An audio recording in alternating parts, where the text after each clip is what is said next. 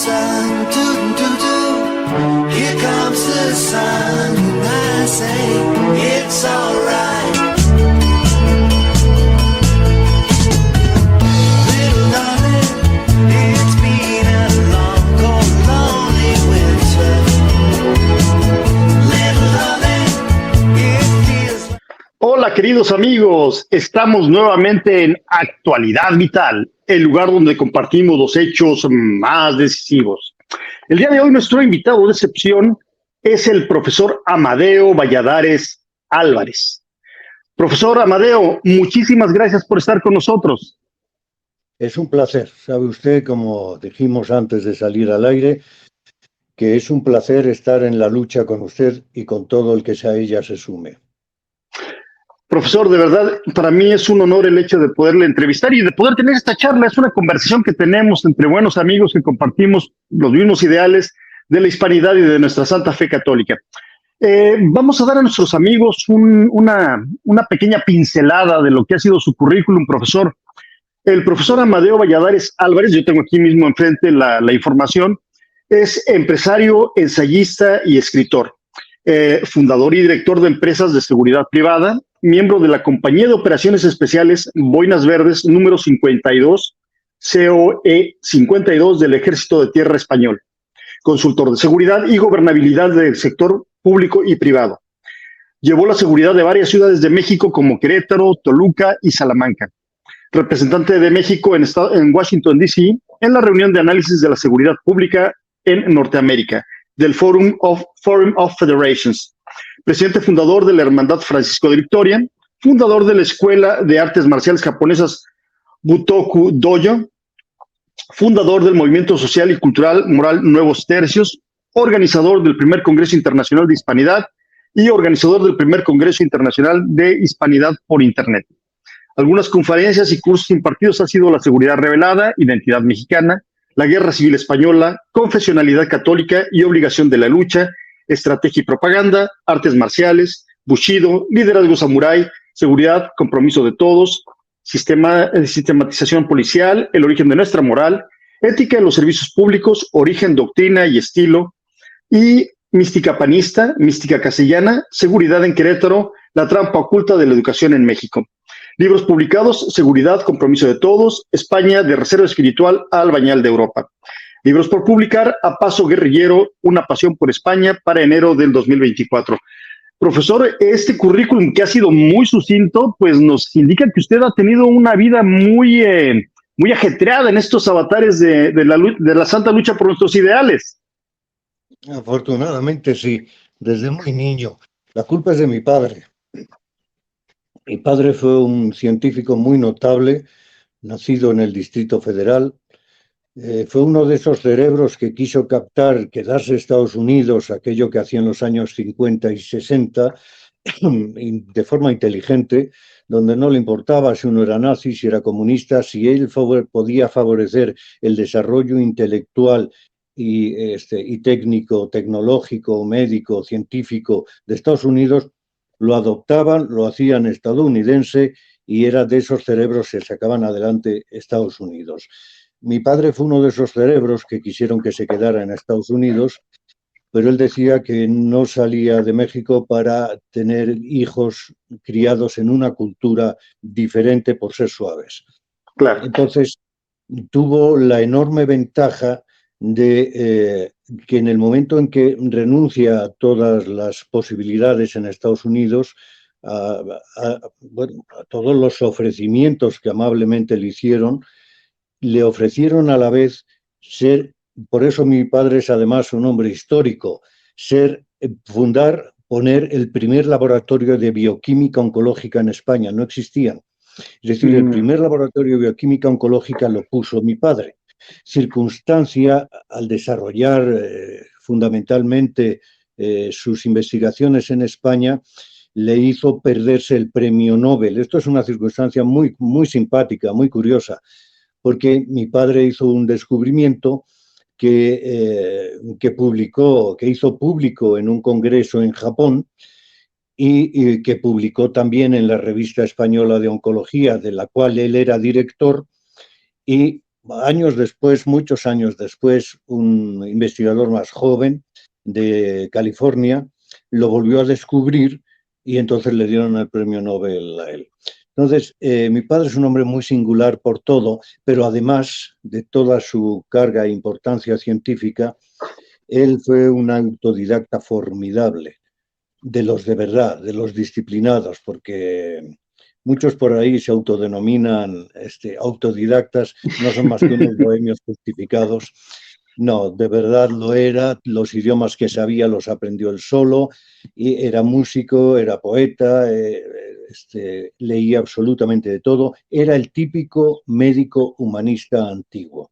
Y ese ser médico humanista hizo que él conociera mucho la hispanidad, y ese amor por la obra de España en el mundo y por la hispanidad o me lo contagió o me lo transmitió, y hablábamos mucho nosotros sobre la hispanidad y sobre sus vivencias aquí, porque yo me crié en España. Ya. Y bueno, pues ese amor a la verdad y a la hispanidad, ese amor del humanismo cristiano, que es en lo que se puede traducir, pues fue absoluta influencia de mi padre. Definitivamente, profesor. Mire, déjeme le comento, yo profesionalmente soy ingeniero químico, fue la carrera que yo estudié, pero inicialmente yo lo que quería estudiar era ingeniería bioquímica. Después en el bachillerato, porque yo llevaba un bachillerato tecnológico, después de mi primer examen de bioquímica, me di cuenta perfectamente que no iba a poder yo para la bioquímica, es una rama muy compleja, es sumamente compleja la bioquímica. Entonces, bueno, ya me imagino su padre, que qué tipo de cerebro, qué hombre tan superdotado en el aspecto intelectual debió haber sido, porque de verdad, yo en el aspecto profesional lo puedo decir, que mis respetos para la ingeniería bioquímica, porque es una rama muy compleja de la ciencia, es sumamente complejo. Y bueno, yo me incliné en ese momento por la ingeniería química porque somos como que los hermanitos tontos de los... Pero bueno, esa fue la situación que se dio.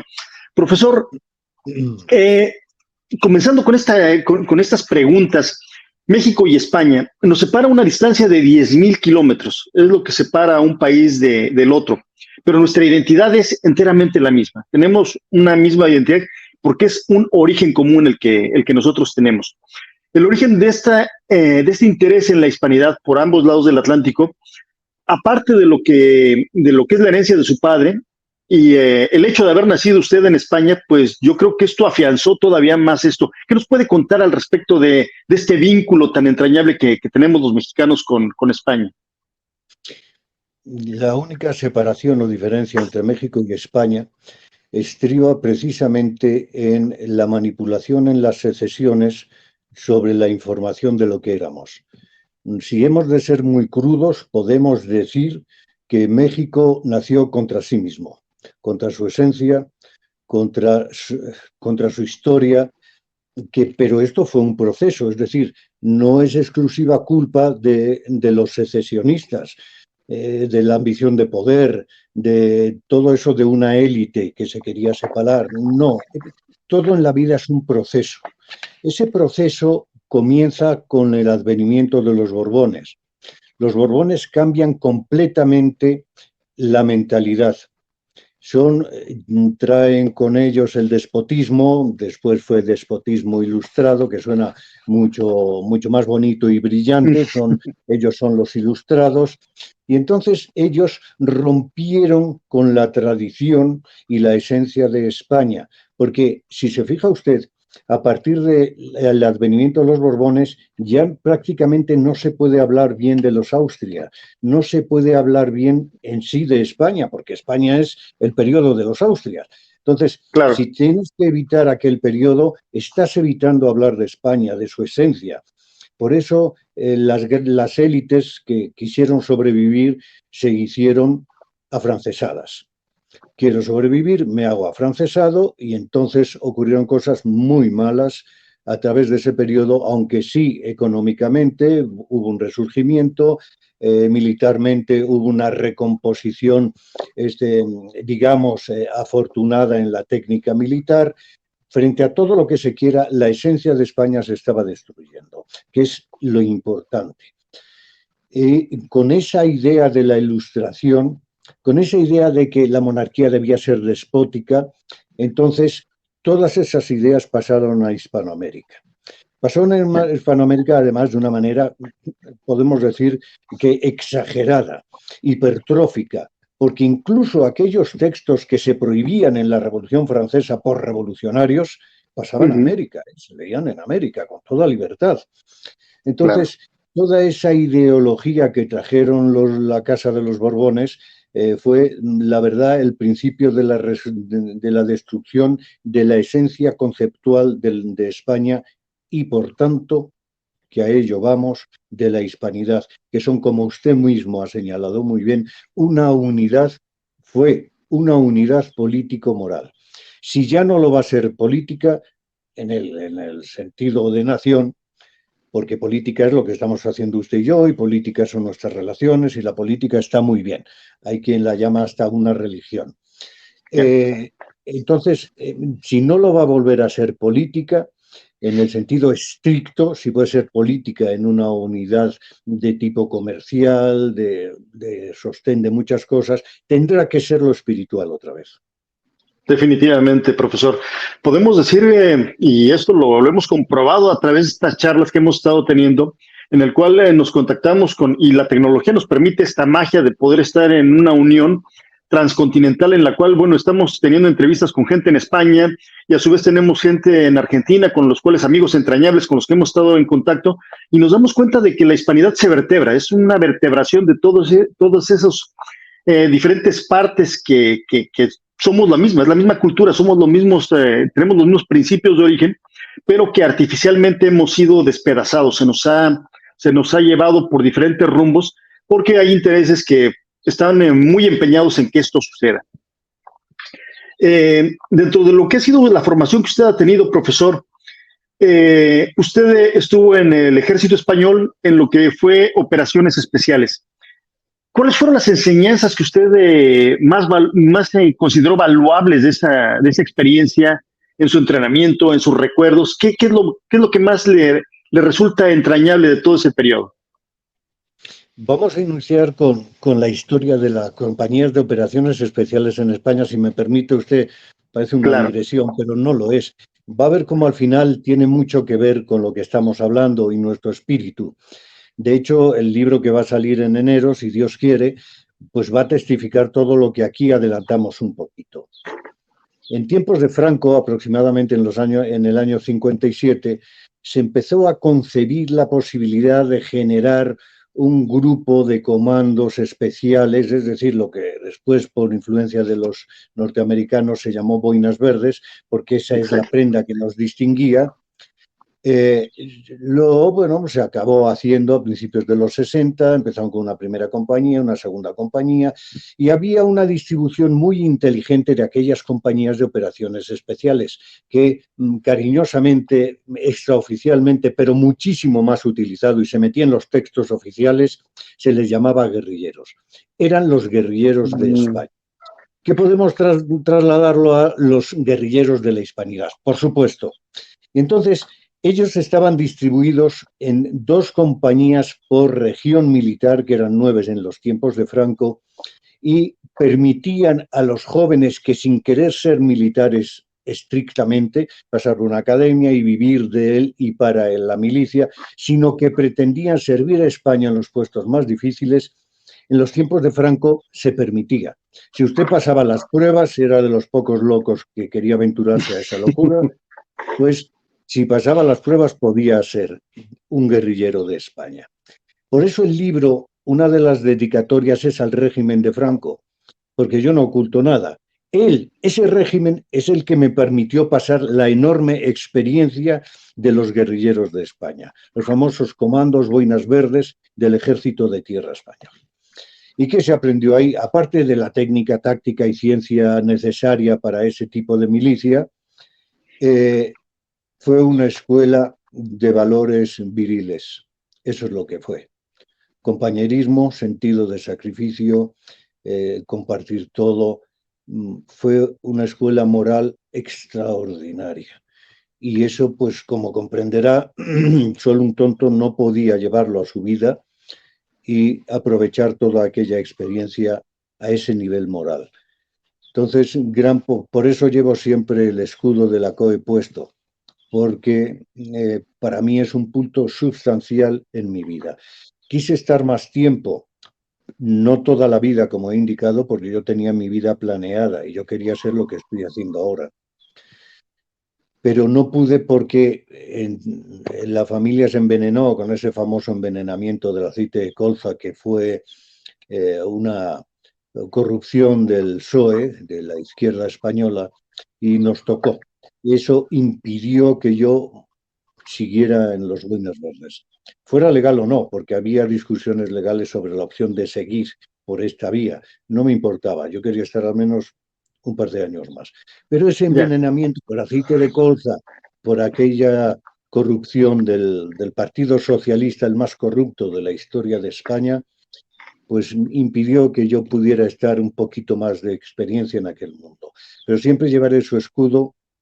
Estaré agradecido a las enseñanzas que ahí recibí de unos profesionales extraordinarios con los cuales todavía estoy en contacto, y en España estuvieron en alguna presentación en la gira que estuve ahora, la presentación del libro España de Reserva Espiritual al Bañal de Europa, y estuvieron conmigo arropándome.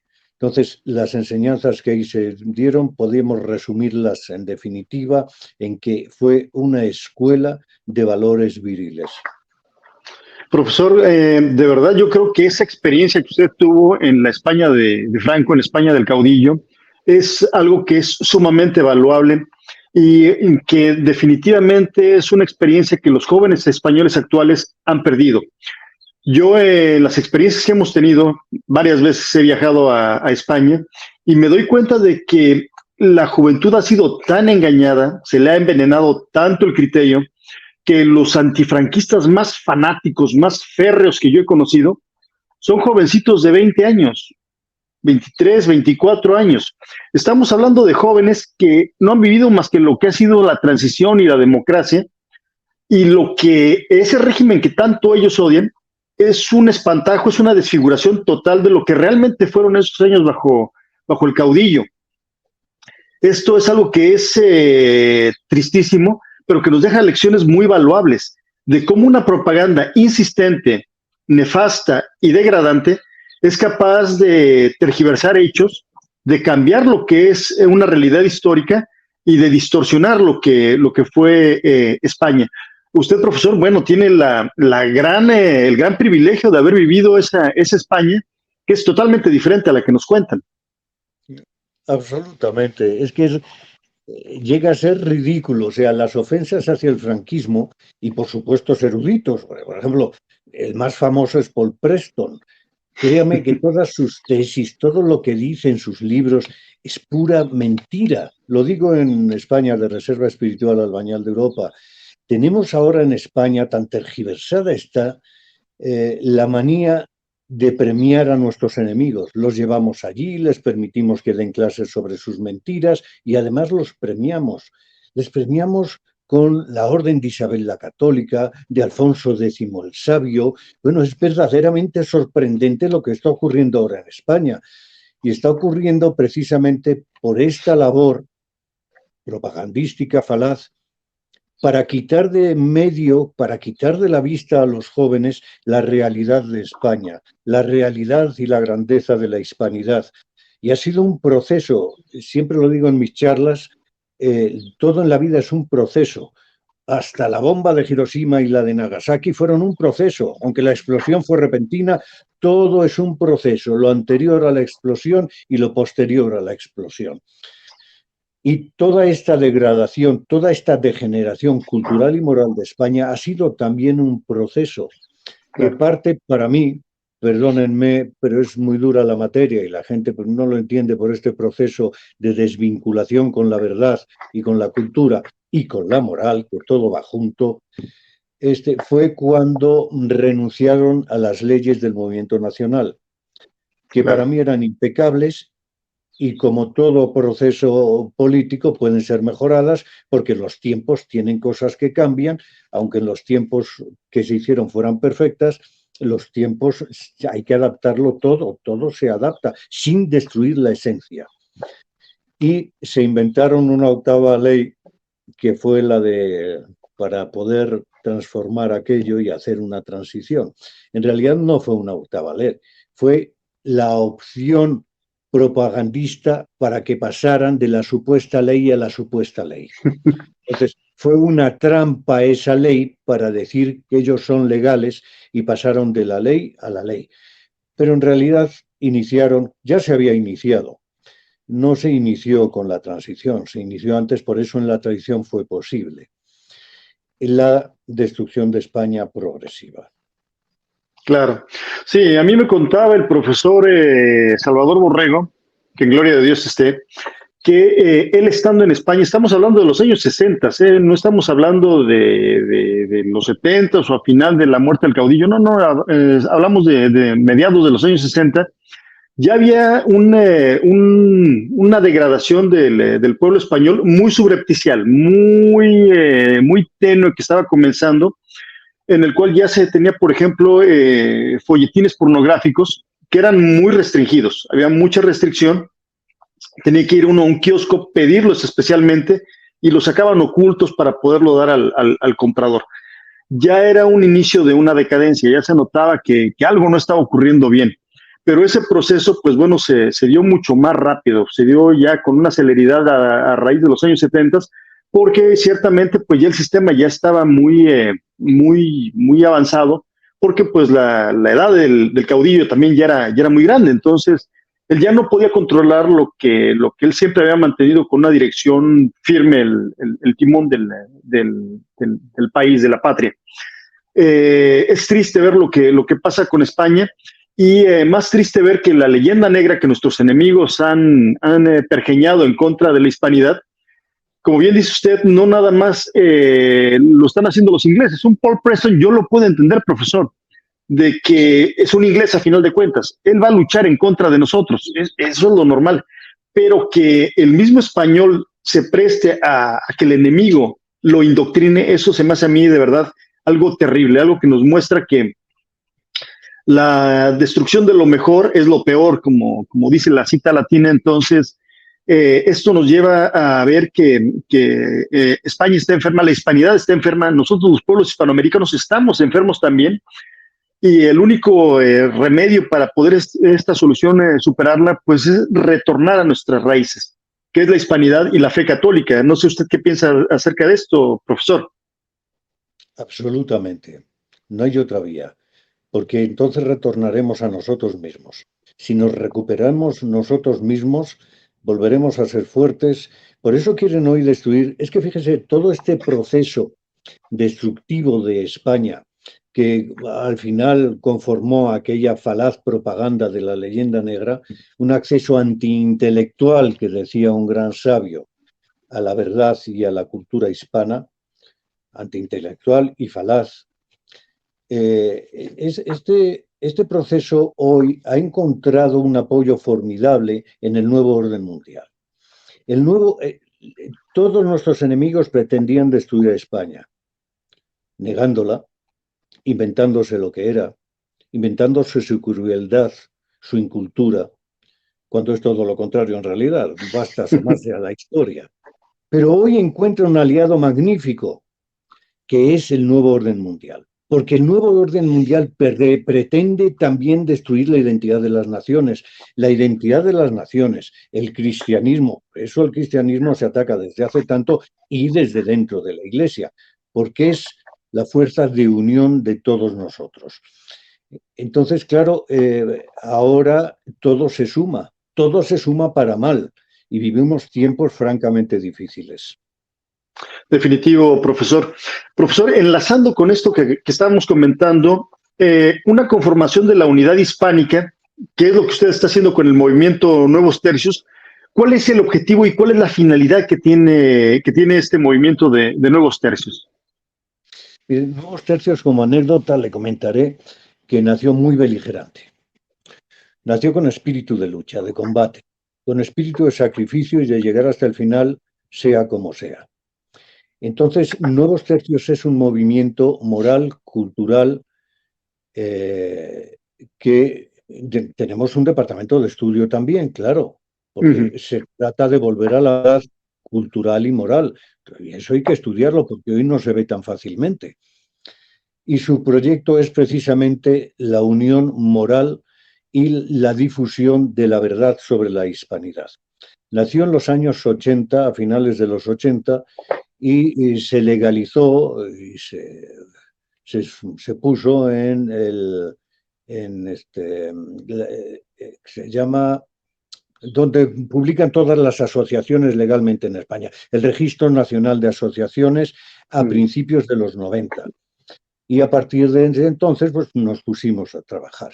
Nos pusimos a trabajar y, bueno, pues como usted sabe, en el 2010 hicimos el primer congreso de hispanidad que hubo en el mundo. Ahora se oye por ahí que si van a hacer el primero, que si... El primer congreso de hispanidad se hizo en Querétaro en el año 2010.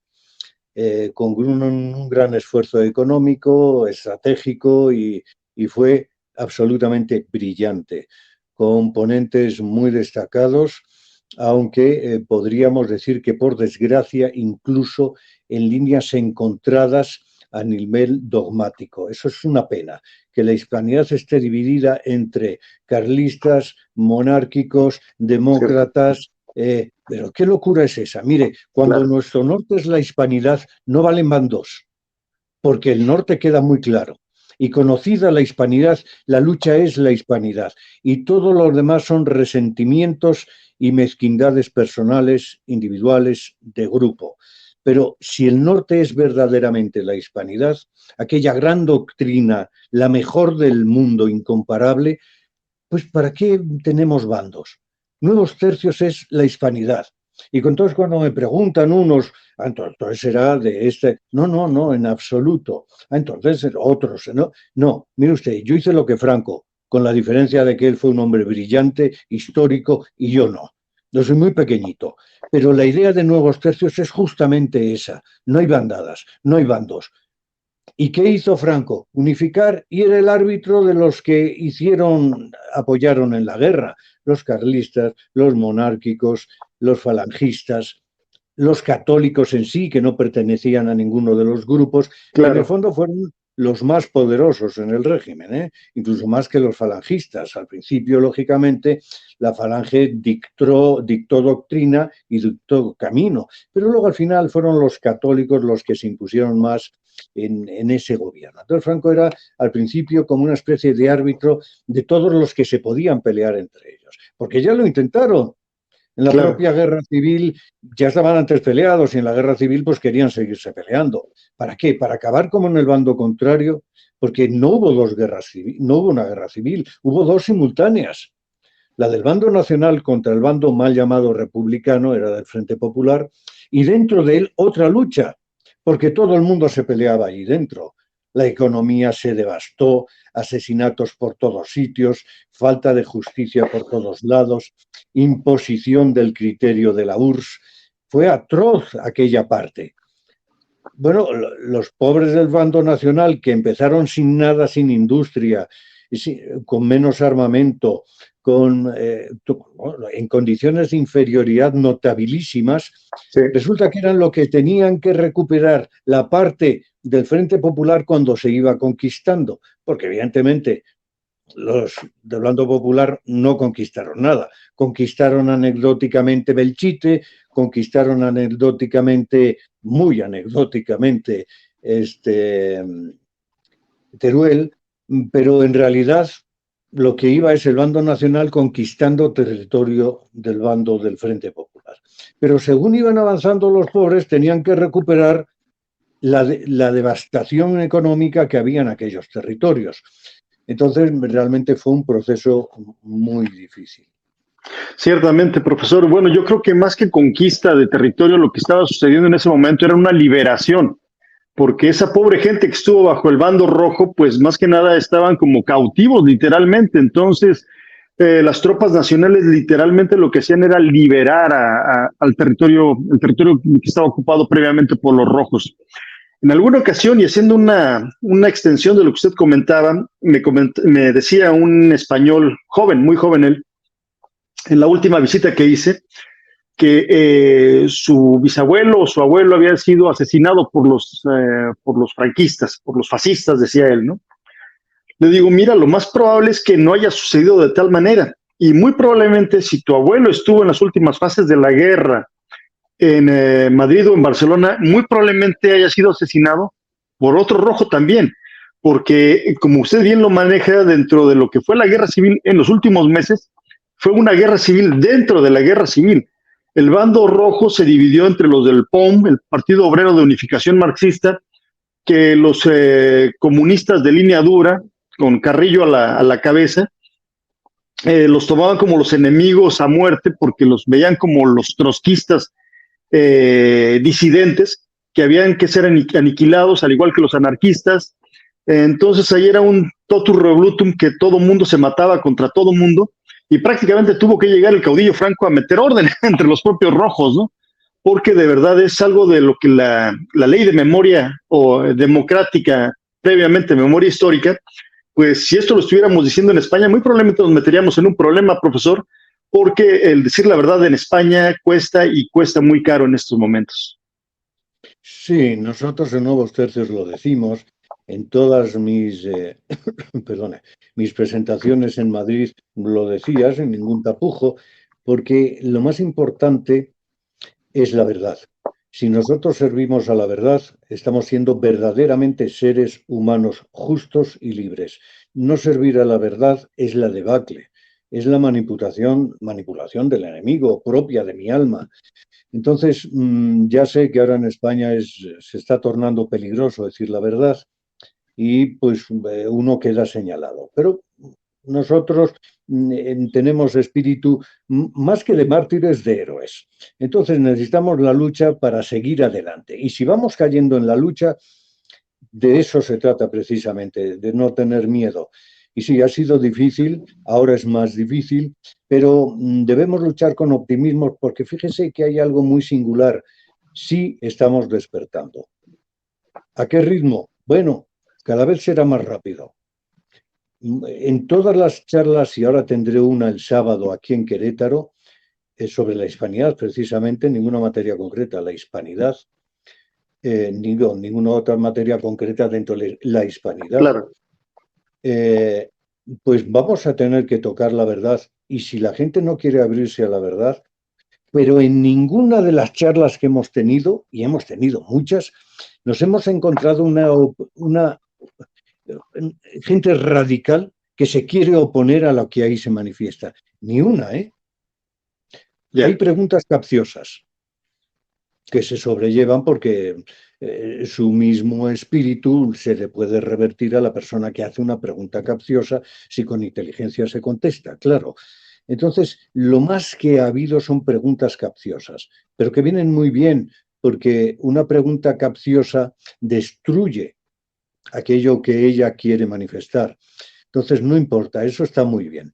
Pero, de verdad, ninguna manifestación extraordinaria de odio.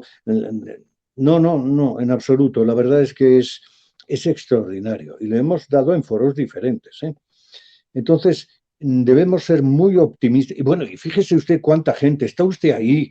Qué maravilla, luchando por difundir la verdad. ¿Usted quién es? Pues es una persona que quiere ser un héroe de la hispanidad, que quiere difundir la verdad y está ahí.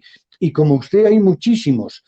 Ojalá un día entendamos que necesitamos una vertebración para obtener la fuerza necesaria. Pero cada vez surgen más combatientes, cada vez surgen más guerreros de la hispanidad. Tenemos que alentarles, que estar con ellos y de dar una opción de vertebración de aquella energía. Pero debemos ser optimistas, ¿eh? Claro que parece que cada vez está más difícil en la ONU y en España, en todos sitios, porque ahora seguimos la misma línea, digamos, globalizadora, y eso es negar la identidad de los pueblos. Definitivamente, profesor. Yo siempre he considerado que, y lo he expresado así con varios amigos, el hecho de que siempre he pensado que México es uno de los países en los cuales se nos ha mentido históricamente en forma sistemática y permanente. Quizás somos la nación a la que más se le ha mentido históricamente. Y quizás en los tiempos recientes sea Alemania, la cual se le ha también dado una gran dosis de mentira en su historia reciente. Pero en lo que es el caso de México, nosotros vivimos una historia de mentira. La forma en la que la Secretaría de Educación Pública elabora sus programas escolares es en base a mentiras, mentiras y más mentiras.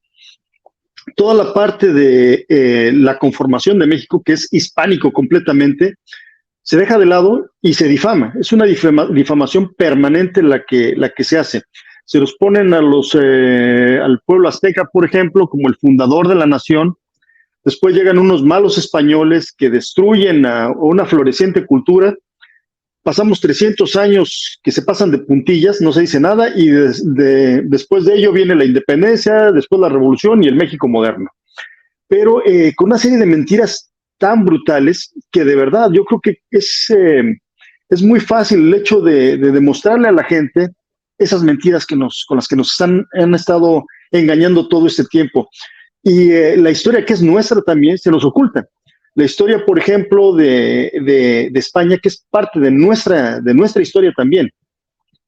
La batalla de las Navas de Tolosa debe ser aprendida por todo niño mexicano, al igual que todo niño español debería de saberlas, que en la actualidad ya ni siquiera los niños españoles son educados de esa manera. El hecho de que en 1492 los reyes católicos hayan sido los que hicieron la unificación de la península y se proyectaran al Nuevo Mundo es algo que deberíamos de estar teniendo presentes todo el tiempo y cada año para celebrarlo. Pero tal parece que la mentira ya no nada más es privativa de México, sino que ahora, como le comentaba, en la misma España, ya con esto de las autonomías, pues ya es una debacle total, porque ya supuestamente cada comunidad, pues ya decía la historia como más le conviene, le interesa, o tratan de llevar el agua a su molino, como por ejemplo los independentistas, tanto catalanes como de Vascongadas. Entonces, pues algo que era privativo de México parece que ya se extendió también para España, profesor. Sí, este concepto de desunión, de centrifugación de las naciones, de centrifugación de la hispanidad, como digo, fue un proceso. Entonces, cuando te van desvinculando de tu esencia, surgen esos separatismos, llamémosles así, periféricos y no tan periféricos, porque falta el orden aglutinante, el orden moral aglutinante, la cultura que te enseña qué eres tú. Entonces, eso es una manifestación, desgraciadamente, de decadencia. La división es una manifestación de decadencia. Y fíjese, si volvemos a México, es muy curioso porque tanto estamos despertando que fíjese lo que le voy a comentar. México nunca debió llamarse México. ¿Por qué se llama México? Es decir, la zona más chiquitita y odiada en el centro de México resulta que es la que pone el nombre y un espíritu ficticio inventado sobre aquellas tribus, culturas o como usted le quiera llamar. Y ahora resulta que la gente está despertando. Y cuando tenemos una charla que llamamos Identidad Mexicana, pero que ya por presiones hemos tenido que llamar Identidad Nacional. ¿Nacional de qué? De esa nación en la que estamos viviendo. Porque empezaba a tener mensajes en privado que me decían, ¿pero por qué le llama usted mexicano? Yo no soy mexicano, yo soy de Veracruz. Caray, por supuesto, les contestaba amablemente y les explicaba, bueno, que eso era la red para pescar a la gente y explicarle una identidad que no poseían los aztecas. O sea, los aztecas Claro. es lo más lejano a la hispanidad. No tiene nada que ver con esa cultura que se heredó y que generó una nación. Es la antítesis de lo que se heredó para proyectar una nueva nación. Y me lo hicieron de Puebla también. Lo mismo, profesor, yo no soy mexicano, yo soy poblano. Otro, ¿y qué le dices? Pues que tiene razón, que Claro. tiene toda la razón. Y estamos despertando. Y eso es muy bonito porque hace años no hubiera ocurrido. Esto es parte de ese proceso de abrirse a la verdad, de perder los complejos, porque toda esa propaganda falaz lo que ataca es el complejo de las personas fomenta el complejo, crea una moralina inventada, completamente falsa, y se sustenta en la propaganda. Mire usted, lo ha señalado usted hace un momentito. Estos regímenes que son tiránicos del espíritu, si les quitamos la propaganda, si a través de la propaganda se puede ir metiendo la verdad, son destruidos de manera natural. Ellos no pueden sostener la mentira más que con propaganda y negando la verdad y la realidad. Por Claro. tanto, este esfuerzo que usted hace, este esfuerzo que se hace en tantos sitios de Hispanoamérica ahora mismo, que por cierto, entre estas personas hay pleitos, no están tampoco unificados. Entonces, cuando uno va a hacer una conferencia con otro, pues, con este señor no y tal. ¿Cómo que con este señor y tal? No. Nuestro norte es la hispanidad o nuestro propio recelo y nuestro propio ego. Cuando tenemos realmente una empresa a la que servir, todos los egos se tienen que destruir, no sirven. Y entonces, Claro. bueno, pues tenemos que ver toda esta lucha con mucho optimismo porque se está, de hecho, despertando. Ya digo, el ritmo será el que es, pero cada vez será más rápido. Esto va a ser progresivo, porque sustentada en aquella verdad que ya ha despertado personas, es mucho más fácil despertar más personas a la verdad. Definitivamente, profesor. Yo le puedo decir por experiencia que el hecho de ser nosotros habitantes del centro de México, yo particularmente de la Ciudad de México, usted se encuentra en la ciudad de Querétaro, muy cerquita, estamos a menos de 200 kilómetros de distancia una ciudad de la otra, nos da la ceguera de taller de pensar que los aztecas, porque bueno, es lo que nosotros tenemos alrededor y con lo que siempre hemos sido bombardeados. Pero cuando yo fui, por ejemplo, a Mérida, en Yucatán, para mí fue impresionante el ver que la gente dice es que nuestro pasado maya, ellos se sienten mayas, o sea, si tienen alguna vinculación indígena es hacia el maya y no hacia el azteca. Después tuve la oportunidad de viajar a Chihuahua y ahí me llevé una sorpresa similar, pero en el sentido inverso del país, porque la gente de Chihuahua, si tienen alguna vinculación hacia el habitante nativo del lugar, es hacia los apaches.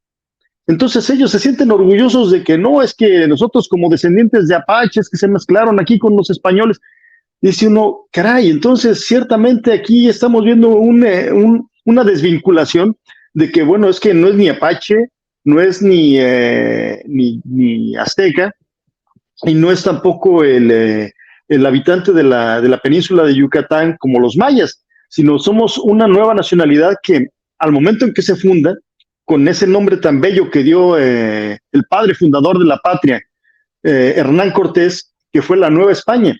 Y bueno, los que hemos tenido la oportunidad de viajar por todo México, gracias a Dios, a mí me ha tocado, he tenido la oportunidad de hacerlo, y de viajar por España también muchas veces, pues es que uno ve la semejanza aún orográfica que se tiene, y es que la vieja España y la Nueva España eran lo mismo, de verdad. Hay ocasiones en que yo yendo por la Sierra de Madrid, por Guadarrama, es que yo veo la misma campiña que puedo yo encontrar en cualquier parte de México. Sí, esa es la parte quizá a nivel emotivo muy fuerte, pero la menos importante. Lo más importante son nuestra unión moral y espiritual, nuestra unión cultural. Y lo otro es parte que adorna, que enmarca, que refuerza esta parte. Entonces sí es maravilloso ver similitudes. La comida, por el amor de Dios. Lo que usted quiera. Y eso enmarca, adorna y fortalece ese sentido trascendente de la hispanidad. Porque Claro. la hispanidad es todo, la hispanidad es el detalle también.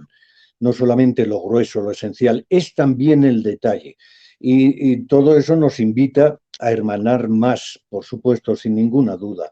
Debemos entender además que a ese nivel moral y cultural, España es el único país que se reprodujo en los distintos lugares. Por eso eran virreinatos, Sí, por sí. eso eran provincias de ultramar. A veces también quiero señalar, porque me duele, que nos olvidamos mucho de la España, de la hispanidad, del imperio, llámelo como quiera, porque todo en definitiva va a ser lo mismo. Somos Españas, porque si Sí. España se reproduce, son Españas, es que es una cosa lógica. Nos olvidamos de Oceanía, nos olvidamos del Pacífico. Las Filipinas, claro. Las Filipinas, Guam, todas las islas de por ahí. Y bueno, es necesario señalarlo por salud mental, por justicia y por todo. Y parte de la hispanidad es eso. Mi padre, antes de morir, dejó un libro póstumo como médico humanista, que no fue de cáncer, que no fue de ciencia. Se llamó España en América y Oceanía. Un libro gordísimo, porque lo que hizo mi padre fue recuperar el estudio en México, la carrera la hizo en México, y él, amante de la hispanidad desde muy jovencito, hacía cuadernos sobre lo que estudiaba de la hispanidad y siguió aprendiendo toda su vida. Y ya al final de ella recopiló todo lo que tenía desde jovencito, lo que había aprendido, todo aquel bagaje, y escribió ese libro España en América y Oceanía. En América, en Oceanía, en África, claro, en todo el mundo. Claro. Pero bueno, se limitó a lo que es lógico limitarse, porque la hispanidad fue tan grande, pero más señalada en América y en Oceanía. Entonces, bueno, la hispanidad es un hecho tan grande que es difícil de condensar o de sentir si no se ha estudiado previamente toda esta evolución magnífica que somos. Definitivamente, profesor, yo puedo agregar a lo que usted acaba de comentar el hecho de que, bueno, tenemos todavía un país africano que tiene como español y su lengua materna, que es Guinea Ecuatorial. Guinea Ecuatorial, que fue una provincia de ultramar español hasta hace poco, realmente. La independencia de Guinea Ecuatorial es muy, muy reciente, en los años 60. Y bueno, de esa fecha hasta ahora, pues ha sido un caos completo para los pobres guineanos, que los más ancianos recuerdan con mucha nostalgia cuando ellos eran parte del Imperio Español. Bueno, eran parte de España, porque pues bueno, ya no existía el imperio en ese momento, pero era la provincia de ultramar de Guinea Ecuatorial, y ellos recuerdan con mucha nostalgia esos tiempos que fueron de progreso, de paz, y que fue de bonanza para esos pobres negritos del África central. Guinea, Fernando Po, ahí tiene usted unos libros, porque tengo solo la mitad aquí, de los que yo estudié en tiempos de Franco, y ahí estaban las provincias de África de España, ¿no? Y yo estudié todavía eso como provincias, y en las cortes había negros, porque los negros eran los habitantes de ese lugar. Entonces, pues, lógicamente tenía que haber del pueblo autóctono, por decirlo así, en el que esa parte de España se incorporó. Entonces era muy interesante ver a aquellos negros en las cortes, ¿no? Tratando sobre asuntos de su territorio, claro, naturalmente su terruño, por eso debe haber especialistas en todo, y aquello tenía particularidades y estaban ellos en las cortes. Sí, por supuesto, yo ya después de las ediciones posteriores, pues se quitó Riaumuni, Fernando Po, Guinea, todo esto se fue quitando porque dejaron de ser españolas. Pero el recuerdo efectivamente, ahora mismo hay una señora de raza negra en España que salió de allí, habla español porque lo aprendió en su casa, y cuenta con mucha nostalgia las vivencias familiares de cuando era en España. Claro, naturalmente. Cuenten lo que cuenten, aquel humanismo cristiano que solo supo dar el toque a España no se replicó en ningún sitio del mundo. Definitivamente, profesor. Y profesor, con respecto a lo que usted ha escrito, usted ha sido un escritor también muy, muy prolífico. Su nuevo libro, el libro más reciente que usted llevó a España para poderlo presentar, el de España de Reserva Espiritual al Bañal de Europa. El título es un título muy fuerte, es un reto realmente el hecho de decir esto. Un libro que a mí me sobrecoge realmente, porque nos damos cuenta que es un título que nos abarca toda una historia reciente de España, de haber llegado a una altura extraordinaria con el caudillo, el mejor español en los últimos 200 años, me atrevo yo a decirlo, y ver cómo ha caído España en esta debacle actual. ¿Qué fue lo que lo llevó a usted para escribir este libro, profesor? Justamente eso, el sentimiento sobre lo que estaba pasando. Sobre todo cuando España cambió de régimen hacia una supuesta democracia liberal, hizo la Constitución, mutiló el escudo nacional, que afortunadamente yo no juré, ni lo hubiera jurado. En mi fuero interno hubiera jurado lo que yo quería jurar. Yo hubiera jurado la España integral, auténtica. Pero en mis tiempos, cuando jurábamos bandera, se juraba afortunadamente todavía con el escudo del águila de San Juan. Y yo juré la bandera de España con el águila de San Juan. ¿Cuál fue la pregunta? Perdóneme la torpeza, pero Sí, sí, vago y soy una sí, apasionada. Ah, el libro. Bueno, fíjese una exactamente. cosa. Hablando de pasión, y me dio oportunidad para recordar lo que estábamos diciendo. En el momento del cambio del régimen y al ver todo lo que estaba ocurriendo, que la propia España, fuente original de la hispanidad, se estaba volviendo a perder como el siglo XIX, como antes de la Guerra Civil en la Segunda República y en la Primera, porque todo el siglo XIX digo también, pues me causó una conmoción. Y con un puñado muy pequeño de personas, pues fundamos Nuevos Tercios. El origen de Nuevos Tercios es una reacción a la situación de España y por tanto de la hispanidad toda. Pero yo no engaño a nadie, porque hoy está muy de moda ser un historiador muy culto, muy cabal, los hay, afortunadamente muchos, y ojalá se leyeran mal, pero templados, porque ellos simplemente hablan de lo que hay. No, mire usted, yo soy un apasionado, yo no entiendo cómo se puede vivir con este concepto de la hispanidad y hablar sobre ella tibiamente, templadamente. No, señor, se dice la verdad, pero se dice emocionado, porque es nuestra grandeza, es nuestro origen, nuestra raíz. Sin ella no somos nada. ¿Cómo no hablar emocionado de mi padre, de mi familia, de mi madre? Es imposible, es imposible. Entonces, la pasión no debe quitar la verdad, sino que nos debe precisamente llevar a ella, porque tenemos que tener pasión por aquella verdad que hoy se oculta. Y el libro tiene un subtítulo, que es un relato apasionado. Yo no engaño a nadie. Entonces, si no tenemos pasión por aquello que estamos defendiendo, ¿cómo podemos defenderla? Claro. Entonces, la visión simplemente intelectual de España no sirve.